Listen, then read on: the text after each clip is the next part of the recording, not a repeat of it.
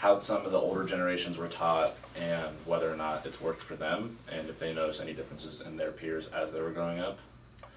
And then maybe like your personal thoughts on how drug education is being handled nowadays and if it's doing a good job or not. Okay. Yeah, and we just learned yesterday that Capital is one of the only like schools in the state that had a drug dependency counselor. So Yeah, Olympia School District's the only one that actually has staff members that are designated in this job.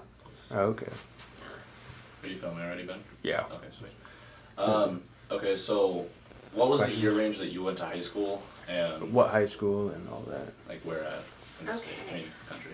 I went to school in Midland, Texas, and I was in high school from 96 to 2000, would that be right? 96, I think, was my freshman year. 2000. Okay.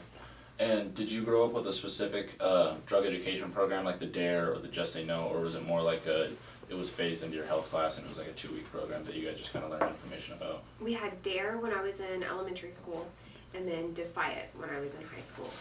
Okay. What was Defy the It. Defy It program? Defy It was actually a program where we could go and voluntarily do UAs. Okay. And if you had negative UAs, then they would give you this little Defy It card that had your picture on it, and it gave you discounts at local places around town. So yeah, it was a really cool program. Wow. We didn't hear Yeah, about that. we haven't heard anything about that. We've done a lot of research, and the only two Yeah. that we've really been able to find were the Just Say No and the DARE program. Is that like only a Texas thing? Or? I think so, and I don't even know if they do Defy It anymore. Because That would be really big in Washington right now, though. Like Yeah. honestly, Yeah, my I brother do that. graduated 5 years after me, and I think they were starting to phase out Defy It at that point. But when I was in high school, you just voluntarily decided that you want to do it, and you had to be a sophomore to be in it. So when I was in high school, we had a freshman school that was separate from our senior high school. So freshmen went to one school, and then you had your sophomores, juniors, and seniors at the senior high school. So once you became a sophomore, you could get in the Defy It program, and you voluntarily did UA, and then they would randomly come in. So they would literally draw your name out of hats, and there was a certain number of students that were selected each month, and those kids had to go down to the office and do a UA. And if they passed the UA, they got to keep their Defy It card. If they didn't pass the UA, they had to give up their Defy It card. But we had open campus lunch, and so a lot of the places that were on the Defy It card were local places to eat, so you could get discounts. So it was pretty effective for us. yeah, that's pretty That's cool. awesome. We haven't heard wanted about to get that. money off, so Yeah. yeah. Was it easy to get info on this program and easy to get help from the people like administrating it? Yes, it was highly advertised at our high school, and I'm trying to think. We took health our freshman year, and we learned about it our freshman year, and then our sophomore, juniors, and senior years, they made announcements every day, and you heard about it on the announcements and knew how to go and sign up for Defy It. And Okay. Do you think abstinence is the key to solving the drug problem, or do you think it's better if people kind of learn, Educate. like live and learn, and then decide on that? Or like choice? education, like what they do to you and all that. I think number one, education is the most important thing. I think that everybody needs to be educated on what it is that they're thinking about putting into their body. But I know if we want to avoid addiction later in life, the longer that somebody waits to put something in their body, the better their chances are that they're going to avoid addiction later. So our brains continue to develop until we're age 25. So if somebody's 14 years old and they're putting a substance into their body and it works on the pleasure center of your brain, then you're telling your brain, this is good, this is positive, and that's what your brain learns at that point. So I think abstinence is a big key, but also the education piece. And just because somebody used, I don't think that means that they can't learn from that and make a different choice. Okay. And even if you didn't have experience with this personally, but maybe you heard with some friends, is it easy to convince people who are 18 or 21 to buy tobacco or alcohol for you or maybe your peers when you were in high school? Yes. Okay. And was it like openly talked about, like people using drugs and stuff in your high school? Was it openly talked about, or? I think alcohol was a little more common than marijuana. Oh, okay. Probably Texas. a lot more common than marijuana. I mean, I know a lot of people that knew somebody who was 21 and they were able to get them alcohol, but I think also it was a lot more about parent involvement and stuff like that. I was on the drill team, so we were held to the athletics code. So if we got in trouble and our regulations were stiffer then than what you guys have now. If I would have been busted, I would have been off the team, period. I wouldn't have had the option. And so I know here they have the option of getting some education and having a suspension from athletics for a certain amount of time. But for us, that wasn't even an option. It was just. Do you think Capital High School has a drug or alcohol issue, or per se like a skipping class, like to go use issue? Yes, I do. I don't know that it's, how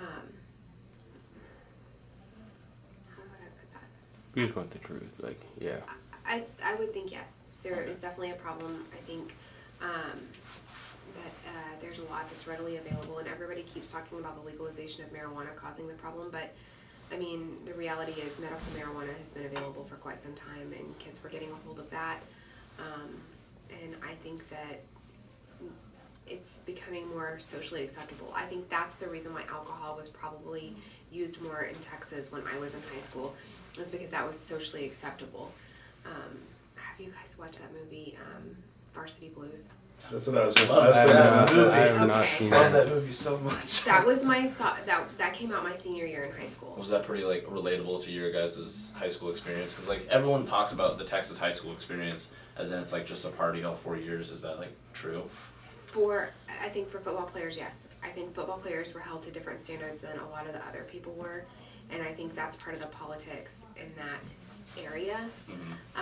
As to where I think that here in Washington, you guys do a better job of that, because I see more people holding kids accountable, even for alcohol. But I mean, that you didn't see those kids smoking marijuana. You saw them drinking alcohol in that movie. Right. And I think that was what was more readily available, and that was socially acceptable. I mean, medical marijuana was not something that's readily available in Texas, especially not at that time, and definitely legal marijuana wasn't acceptable. So, it was alcohol, Okay. and people knew what pulling a haymaster was, and they knew. I mean, and people got in trouble for it. Okay. What were the penalties at your high school for, like, if you had drugs or alcohol on campus when you were in high school?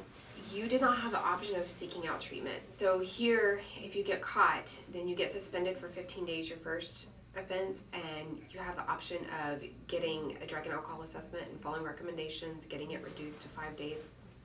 That wasn't an option. If you got caught, you're suspended. There was no, let's try to get you help. I mean, that just wasn't something they did back then. I hope that that's changed now, but I think really Washington's kind of leading the country in this. I think it's way more prevalent here to see them helping youth. When I moved here 3.5 years ago, I started working in the youth field because it just wasn't something that was. Like, when did you go to high school and when did you graduate? I graduated from this high school in 2002. All right. And then were drugs easy to get when you were in high school, and was it pretty prevalent? I would, I was a pretty good kid, so I pretty much stayed out of a lot of trouble. But I can tell you that I know that they were accessible, and back when I was going through school, it was fairly readily accessible, but, it was also a different time. It was back before marijuana was legalized at 21 and over and stuff like that. And so it wasn't quite so readily available for the general population as well as the school population. Okay. So it was accessible, but probably not as easy as it is to obtain now. Okay. You go ahead. All right. And then the next question is, did you guys have a drug education program when you were in high school? I know that during the health class there was stuff on that. I didn't take a health class because I was able to get excused because I was involved in a couple other classes, so I didn't necessarily have to take the health class. But I know that in health, that's something that's part of their curriculum. So. And do you think it helped at all? I think awareness and education of what drugs are, what they do, and the effects that they have can be an effective tool. And it's not going to stop necessarily people from dipping their feet in the water. all people, but I certainly would hope that the education that they get and the information that they receive about the different kinds of drugs and the effects that they have and the negative impact they can have on your life, I think that those are only helpful things. They're only going to help students make a decision to either not do it or maybe not do as much or whatever the case may be. So. Okay, in your experience, or maybe experience of others that you've heard about, would you say that it's easy to convince someone who is 18 or 21 to buy tobacco or alcohol for you?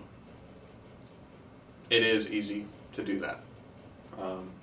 There are people who are willing to do that, but at the same time, it's one of those things that not only can you as an adult or as me as an adult get into a lot of trouble for something like that, the student would be in just as much trouble. So while it might be easy to walk up to somebody and ask, at the same time you got to realize that if you walk up and ask the wrong person, you might implicate yourself and find yourself in a lot of trouble.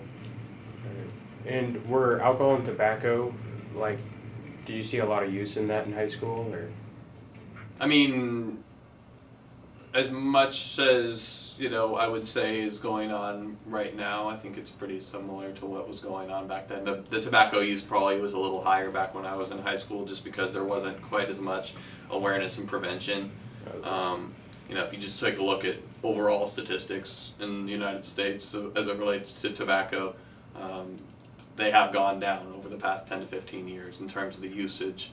And I think that that's across the board, not just at the high school, but people in their 60s, 50s, 60s, 70s that are quitting smoking, that have been long-time smokers, So I think that that's just a sign of the times. But as far as the alcohol portion is concerned, I think that as long as there's going to be high schoolers, there's going to be kids who want to maybe dabble and see what it's about and stuff like that. But I would just encourage you to really make quality decisions and understand the implications of the things that you're doing. Okay. And would you say that, like, the whole, per se, drug scene is under control at Capitol High School? Like, the amount of people using during or before school, or, like, the people that are selling before or during school? Do you think that's under control at Capitol High School? I don't know what the definition of under control is, but I can tell you that there should not be any reason that students are dealing or handling drugs during the school day or before or after the school day, for that matter. So in my eyes, no, it's not under control, I suppose. But that's kind of the byproduct of the fact that we have a lot of kids. We have 1,300 kids here. Kids are going to choose to make decisions, and some of those decisions are good. Some of them are not going to be not so good for them. But I think that the impact that they need to understand, the thing they need to understand most is the true impact that a decision, like even something as minuscule in their eyes as trying to smoke for the first time or trying to drink here or there, before class, during class or something like that. Getting in trouble for something like that is a big deal, and it's something that should not be taken lightly. And on top of that, it really shouldn't be your focus. Your focus should be on school. This is your job. This is why you're here. You come to get the degree so you can walk across the stage and shake the principal's hand and then go on about your life. And if you are putting things in the way of that and taking away your ability to get that by giving yourself distractions, whether they be drugs or alcohol or spending too much time on Twitter or whatever it is, then you're doing yourself a disservice. So that's how I would look at it. All right. And do you think, like, the whole abstinence, like the no, just say no thing to drugs is the way to go, or how do you think it should be dealt with, the whole drug education? Yeah, that's a good question, and I think that that's probably one that that should be reserved for, politicians are the ones who end up making the decisions on those sorts of things, but that they need to get, in order for them to come to a solution and to an agreement on what's really gonna work. I think that as long as there are drugs and as long as there's alcohol in our community, People are going to choose to use. People are going to choose to abuse. And I think the best thing that we can do as a society is educate and make them recognize, the significance and the impact that they can have on your life. All right. And what is the drug education program at Capital? Again, it's my understanding. I'm not the guy who writes the class structure or anything like that. But for me, obviously, there's a lot of drug awareness posters and things like that you can see, hanging around the schools and stuff. But from an individual education standpoint, we really take pride in making sure kids understand the impact that it can have. That's why we make the health class is mandatory for freshmen to take that class. And beyond that, in terms of the school impact and stuff like that, I'm sorry, I kind of lost my thought. Yeah. It's okay. Alright. I lost that, but anyway, I would just say that in terms of the school and how we go about handling students who maybe do get in trouble. Yeah, it's not a good thing. It's going to look bad on you, especially if you get caught into something where the police get involved or something like that. But it's something that we want to make it an obstacle for them to overcome and make them understand the impact that getting in trouble for something like that can have on your life. But we also don't want to treat you like an 18-year-old adult and stick you in the slammer for a couple weeks or something like that. We have a drug specialist on campus. We're really unique that way. Not many high schools actually have somebody who really a chemical dependency specialist, and that's something that's really, really rare at the high school level. And the fact that Where did you grow up, and like what high school, and about what year did you graduate? Detroit, Michigan area. 1960 is when I was born, and was in high school during the 70s. Got out in 78. Okay. And were drugs, did they have a drug education program when you were going through high school? No, but they should have. They should have. That was well before Just Say No. Okay. We said yes. Were drugs pretty easy to get while you were in high school? Like, were there quite a few different places you can go? Or? Marijuana and alcohol, but other than that, I didn't see much else. All right. So what about tobacco? And you already said something about the alcohol, but what about tobacco use? Was that a big thing? Or? Yeah, everyone smoked. I smoked at the time. I smoked from an early teenage years and well into my 30s, or late 20s, early 30s, I quit. Okay. And then since you were underage, I assume when you started smoking, correct? Yes. Was it easy to find people to buy it for you or buy it yourself at different? Just steal my mom's. Steal your mom's? Yeah. What about your friends? Did they have anybody buying for you? Or? No, cigarettes weren't a big deal. Oh, okay. You could take a note to the store, from your mom. From your mom. So, yeah, Okay. it wasn't a big deal. Yeah. And then, Do you think like the Just Say No, like abstinence is key to like solving the drug problem, or do you think they should educate on drugs? Yes, they need to educate, and what they've done hasn't worked, so it needs to be, I don't have the answers, but it definitely needs to be looked at and changed. For sure. Okay. and then in your opinion, what would be the best approach? Like if you just had any idea, any money, anything you had to do, how would you approach the entire problem? I think I would film people that are smoking reefer. That's all I can say is film it and let the kids judge it themselves what reefer does to you. So I can speak firsthand. I smoked plenty of it when I was a kid, and I wish that I had. It was a waste of my mind, and I definitely wish that I hadn't done it. And if I could tell any kids that, I certainly would go out of my way to try to help and let them know there's other ways to do it. All right. All right. I think that's all we have. Yeah. Thank you. Cool. All right. So, you want to say where you went to high school and when you went to high school? Graduated and all that. Name's John. Went to high school in Arlington, Washington. Dropped out a third-year freshman. due to drug addiction and alcohol abuse. So as soon as my single mother found that I had a liking and an interest in drugs and alcohol, she became my dealer, because it was easy for her to get time alone if she could just give me what I wanted. I'd leave her be, and she could chase her own addictions. Spent a few years living in cars, and I took my downward spiral pretty fast and pretty young. Finally, I drank and abused until my liver shut down at the age of 20. And I just wish